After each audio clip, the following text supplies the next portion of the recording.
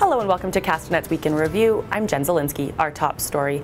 The owner of Psychologic, an Okanagan chop shop, has been handed down an 18-month conditional sentence, which he'll serve in the community. John Edward Newcomb pled guilty to 19 counts, ranging from possession of stolen property to trafficking in stolen property. All charges stem from a raid on his business and home in August of 2012. The business was said to have ties to the Hells Angels, Throttle Lockers, and the Kingpin Crew. The Okanagan Nation Alliance marched their way to MLA Christy Clark's office this week, protesting against the increasing number of Aboriginal children in care. The Nation Alliance hopes to draw attention to the lack of appropriate services by the Ministry of Children and Families. They want the services to be placed under Aboriginal leadership.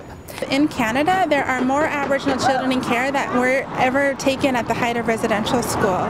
So there are at least 52% of children in care are Aboriginal. In some areas in the province, it's up to 85 to 90% of children in care are Aboriginal. MCFD staff did issue a statement following the protest that said they meet regularly with the Alliance and state the number of Aboriginal children in care has remained relatively the same over the last decade.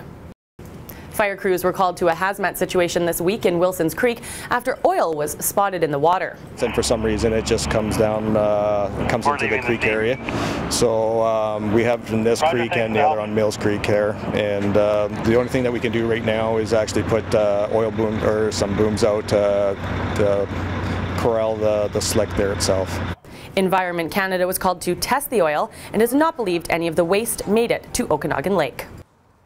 It's an experience they won't soon forget. Grade 6 students in Kelowna were given the opportunity to see what life would be like if they went to school in a developing nation. Through Global Schoolhouse, students participated in 4 simulated exercises to show the hardships children their age deal with in other parts of the world. One of which, because they have to work. They're in a sweatshop, basically. One is because they're a girl, and they go through some of the situations, what happens with a girl. One is AIDS, other diseases, health issues, water issues, etc. And then the last one, there is a school, but very limited resources, and you have to have a uniform to get in. Global Schoolhouse is a volunteer-organized event through Global Citizen Kelowna. It's been a great couple of days for Canadians in the 2014 Winter Olympics, especially for athletes from the Okanagan area. Kelowna's Kelsey Surwa collected a silver medal Friday in women's ski cross. Former Kelowna Rocket Jamie Benn scored the only goal against the USA in an elimination game. Canada will now look to repeat as Olympic men's hockey champions against Sweden on February 23rd. Well, that wraps up Castanet's Week in Review, but a reminder for those headed out onto the highways to check Drive BC. A number of roads have been closed due to high avalanche risk, including the Coquihalla, where an avalanche came down onto the highway.